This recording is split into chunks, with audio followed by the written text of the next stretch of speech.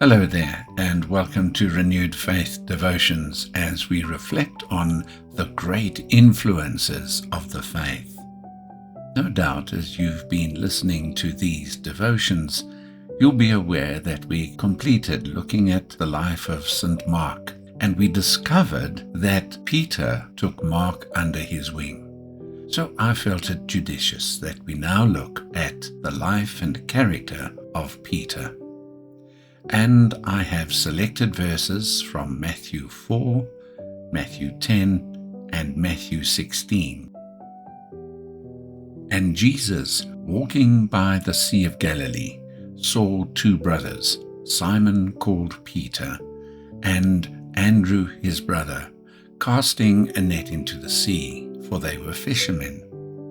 Then he said to them, "Follow me, and I will make you fishers of men."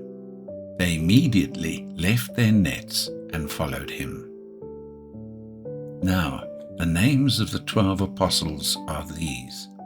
First, Simon, who is called Peter. Simon Peter answered and said, "You are the Christ, the Son of the living God."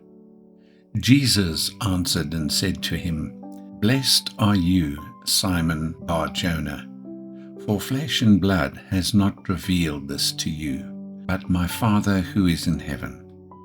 And I also say to you that you are Peter, and on this rock I will build my church, and the gates of Hades shall not prevail against it. And I will give you the keys of the kingdom of heaven.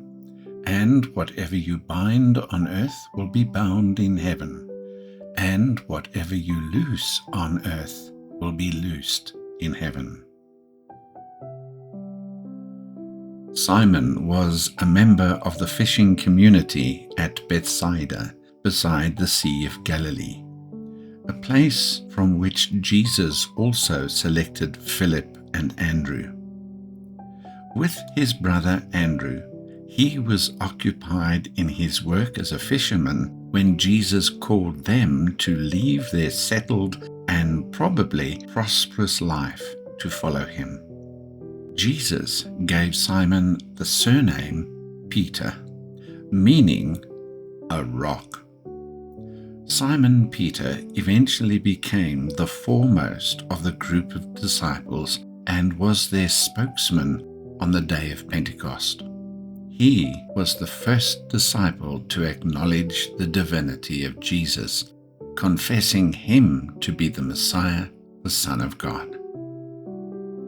So as we think a little more about this, have you ever noticed that in John 1:42, Jesus said to Simon, "You are Simon, you will be Peter."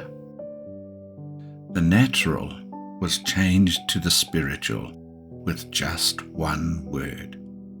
Today, the Lord is saying the same thing to you. This is what you are by nature, but this is what you shall be by my grace. Let that thought stimulate you toward greater spiritual heights.